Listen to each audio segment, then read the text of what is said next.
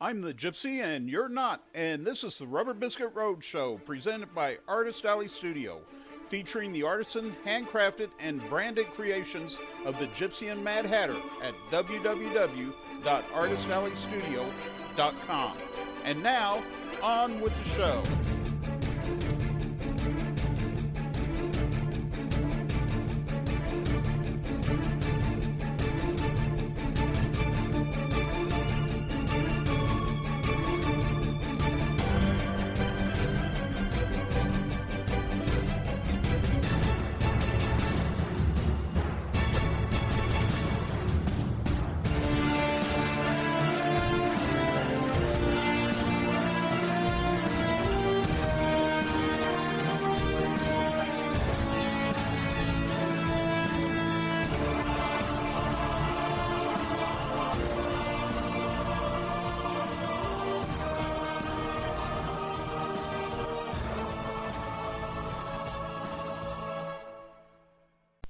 Welcome to episode 10 of the Rubber Biscuit Roadshow. I am your host, the Gypsy. In last week's episode, we were witness to a very shocking moment in the life of my biological father and of my mother. I was there also, but I was way too young to remember it. And fortunately, I was not scarred by the situation. However, my mother was scarred for the rest of her life.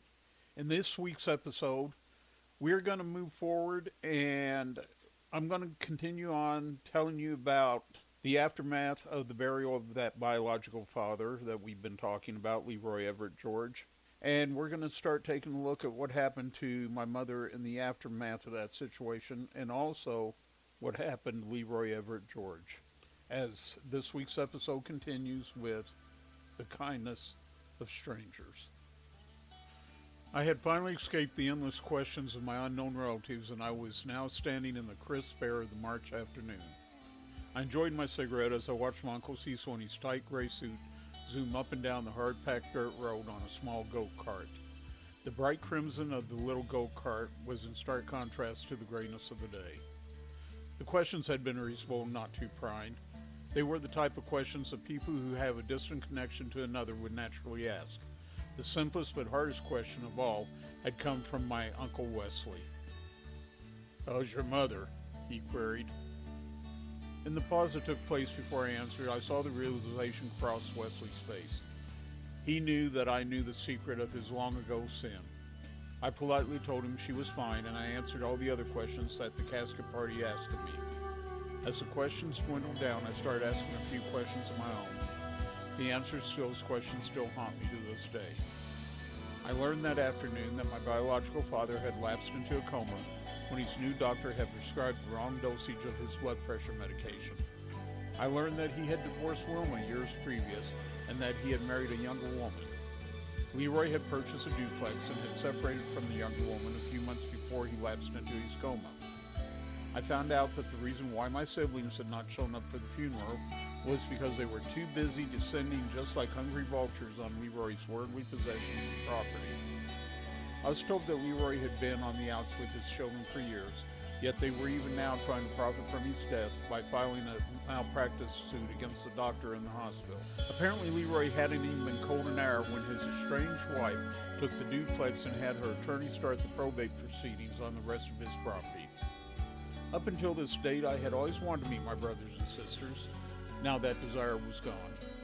Within the past few minutes, the greed of my siblings had overrode my desire I had ever experienced to know them. I watched for several minutes as various family members took their turns on the go-kart. What an odd funeral dirge the cacophony of the two-cycle lawnmower engine that powered the go-kart made in the chill air. It's time for you to go, isn't it? Lori had moved up by my side and watching the go-kart antics with me. "Yep, it's that time," I said. "I hate to break up their fun, but I need to get back to my bike."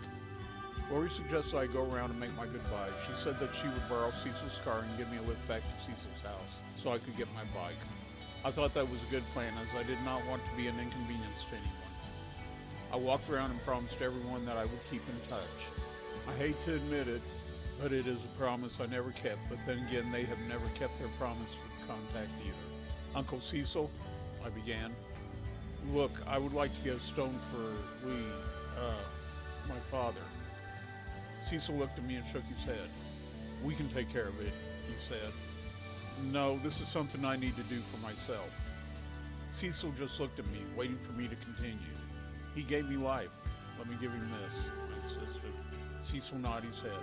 Okay, it's yours. I shook his hand and continued my goodbyes. Aunt Lula, Aunt Hazel, and Cousin Dwayne, and so on. I shook the hand of my cousin Ted and told him how jealous I was that he was an engineer on the Burlington Northern Railway. He promised that we would party the next time he had a layover in St. Joseph. I said goodbye to everyone except my Uncle Wesley. He made no move towards me, and I likewise made no move towards him. As we moved down the road, we rode in silence. The sky was slowly getting darker as the miles quickly sped by. It was not necessary for us to talk as Lori took me to my bike. We were both lost in our own musings, and neither one of us wanted to intrude upon the other's thoughts. The DA had originally wanted a first-degree murder conviction for Leroy, but based on preliminary testimony and statements made by witnesses at the coroner's inquest, the first-degree charge had been reduced to a second-degree manslaughter charge. Without exception, everyone the DA had interviewed testified that Leroy Jones had ceaselessly provoked Leroy George until he had just snapped. The judge sentenced Leroy to 20 years without the possibility of parole. The judge had made his decision based on the threat made by Leroy just a few days before the final incident. Leroy had told Shirley to take their son and go home to her mother. Shirley had argued with Leroy, but to no avail. Leroy had been insistent, and Shirley knew deep down that he was right. She knew that even though she loved Leroy more than life itself, that she was not strong enough to wait for him 20 years while her life wasted away. Shirley was not able to reconcile herself to the thought of having to face her mother. She took her savings and moved herself and little Jimmy to Kansas City, Missouri. They moved into an apartment just off of Broadway. Shirley enrolled in a local trade school where she learned to operate a PBX switchboard and obtained a position as an operator for a large law firm. She also got a part-time job making costume jewelry at a company around the corner from their apartment. It had been 6 months since Lee had been sentenced, and Shirley was slowly rebuilding her life. There was not a day that went by that Shirley did not think about or miss Leroy. Yet the pain of her loss lessened with each passing day as she dealt with the reality of her life. Shirley had been teaching Jimmy how to cross the street with a light when he had been run down by a hit-and-run driver. His small body had been thrown through the air to bounce off a light pole and come to rest at the feet of a doctor who, at that very moment, had been coming out of the memorial auditorium. Shirley's miracle baby had survived despite multiple concussions, a shattered kneecap, and an accidental overdose of penicillin by a careless nurse. Jimmy had recovered quickly, and the only long-term damage was a severe allergy to penicillin and sulfa drugs and a possible weak left knee. Jimmy had been in the hospital for 6 weeks, and it was time for him to go home. Shirley had been getting ready to leave to go check Jimmy out of the hospital when the phone rang. Cecil George had been as gentle as possible, giving Shirley the detail of Leroy's accident without going into vivid graphic detail. Shirley had told Cecil to quit trying to protect her sensibilities. "My God, Cecil," she exclaimed. "I sat through Lee's trial where they described again and again that nigger's decapitation. So cut the bullshit, Cecil, and just tell me what is going on." Now Shirley regretted her false bravado when she had first talked to Cecil. Shirley placed the receiver back in its cradle. She was in a state of shock, her mind blank and her soul empty. She would forever regret that she now knew the vivid graphic detail of Leroy's accident. Everything had stopped making sense, and nothing would ever make sense for her again. We sat in the warmth of the car, watching the darkness encroach upon this chill March day. "You can crash at my place tonight and head back tomorrow," Lori said. "Thanks," I said, "but I need to get back to St. Joe tonight." I did not know why I had declined her offer to spend the night. I seriously doubted if Rhonda would barely notice if I didn't make it home until the next day. "Are you sure?" she persisted. "I know a great place to eat in town. Maybe catch a movie?" I reached out and put a hand on her shoulder. "Maybe some other time, okay?" Lori reached for me, gave me a hug, a peck on the cheek, and said, "Rain check." I gave her a hug, a peck on the cheek, and said, "You betcha." Lori instructed me to keep in touch, and I assured her I would. I watched the taillights disappear down the road as I zipped up my leather jacket and put on my gloves. Straddling the bike, I tickled the carburetor. I kicked the bike through twice, turned on the key, and kicked it over. The motorcycle rolled to life, and I tickled the throttle, keeping it running. While the bike warmed up, I lit a cigarette and contemplated my decision to return to St. Joe tonight. It was already getting colder, and I would have much rather spent a pleasant evening with Lori than navigating the cold, dark miles along Nightmare Alley. What the hell was I thinking? Letting out a sigh, I flicked my cigarette butt towards the ditch and eased the bike down the road. I made a left onto K4 and accelerated into the night. Shirley had worked hard to make a life for Jimmy, even marrying to give Jimmy the father she wanted him to have. That marriage had ended in disaster when she discovered, the hard way, that you can't reform a drunk who does not want to be reformed. The only good thing that Shirley took away from the marriage was a daughter. Shirley had always made it a point to make sure that the children knew as much about her past as she could tell them, and she could recall. She made an extra effort to tell Jimmy everything about her relationship with his father. The hardest thing she had ever told him was that he was illegitimate. She had been so afraid of what Jimmy's reaction would be that she had asked her minister to tell him. Jimmy took it all in stride and had not seemed bothered by that fact. Yes, she had told Jimmy everything about his father except the one thing that she had kept a secret. On a late spring evening in 1969, that secret was about to be revealed. It's funny how things seem to break down when you have extra money you want to save, and so it was in this case. Shirley had just got back a sizable income tax refund of $300 and had wanted to open a savings account. However, the mischievous spirits that interfere with the best laid plans of mice and men were not going to allow that to happen. The old GE box television had finally displayed its last image. The picture tube had blown and it was going to cost too much to replace it. Shirley felt a small tinge of remorse as the television repairman hauled it off. It was one of the last things she had left that Leroy had brought for her. She had many pleasant memories of nights spent in his arms, bathed in the glow of its bluish light. Shirley resigned herself to the fact that a savings account was not in her future and decided to go television shopping. Shirley had decided to get the best television she could afford, no matter the cost. She returned home with a state-of-the-art 13-inch Zenith color television. She also splurged on a new directional UHF antenna so that they could pick up the new station out of Kansas City. The new UHF station showed reruns of classic television shows and lots of classic movies. If there was one thing that Shirley loved, it was classic movies, especially classic westerns, and if those westerns starred John Wayne, all the better. Shirley handed Jimmy a bowl of popcorn, scooping some of it out into a smaller bowl, which she sat down in front of her 7-year-old daughter, Patty. Jimmy busied himself munching on the salty, buttery kernels, waiting for the movie to start. Patty played with her dolls, making up her own movie, not caring about the one that was getting ready to start on the new television set. A Nestea commercial was showing on the set. A man was falling backward into a pool, demonstrating the refreshing flavor of the instant powder. "Jimmy, do you want a glass of tea before I sit down?" Shirley asked. Jimmy nodded his head. "Yes, Mom," came his reply. Shirley asked the same question of Patty, who shook her head no. A couple of minutes later, Shirley returned from the kitchen, 2 glasses of iced tea in her hands. She handed one to Jimmy and sat down in her easy chair. She had just got comfortable when the opening credits of the movie started on the television. The dramatic, patriotic beat of the Western music filled the room as the television screen filled with the movie's title, McQuintic, starring John Wayne and Maureen O'Hara. Jimmy stretched out on the couch.